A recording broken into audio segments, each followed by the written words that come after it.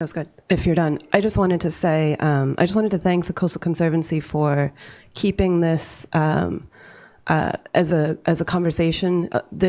In this format, it's a little bit beyond the specific project, and I think that more and more, the conversation around sea level rise, erosion, climate change is one that we are going to have to deal with, and it's not going to be an easy conversation. So the more educated we are, the more resources we have available when people want them, the more we'll all be able to have informed conversations. And one of the things discovered over the weekend, it's actually in this map book that I'll share with everyone, is basically taking all those maps that you were showing there, Deanne, and putting them into an investment priority green infrastructure map, which identifies the most vulnerable areas, and then we look at our limited natural resources and our financial resources, and then we have that template for how to make decisions after that, which is what I think I'm really looking for from our coastal resiliency plan.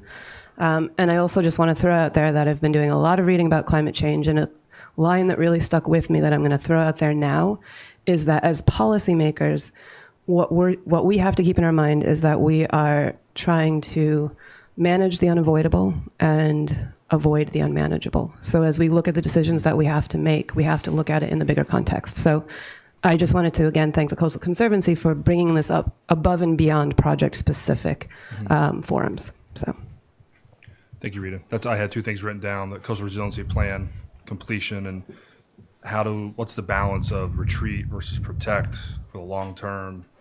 It's a big, huge. Yeah, it's big. Yeah, what you're talking about, the Dutch do this with a cost-benefit analysis. They look at an area, and if it's worth saving, and there's enough, reason to save it, they'll find a way to do it. If there isn't, they don't. And that's sort of what we in our head all do that kind of naturally and say, okay, downtown, we've got to do something there. And some of the other areas, we know it doesn't make sense. And so that's but that has to be put into a filter, and you have to be able to, come up with the right answers, which I'm not so sure the process we started is going to do right away. It's not going to happen, I don't think, in this rendition, but I think it has to happen in the next rendition. But just a couple of us attended that coastal resiliency workshop, and there were subject matter experts from all facets of the island who attended. There were 4 groups. I went expecting that the highest priority were going to be beach erosion and those kinds of things. 2 of the groups said the focus should be on the town, and the group I was in said we should consider relocating the High Line. So we did exactly what everyone's asked. We've gotten a lot of input from experts and from the community, but we should be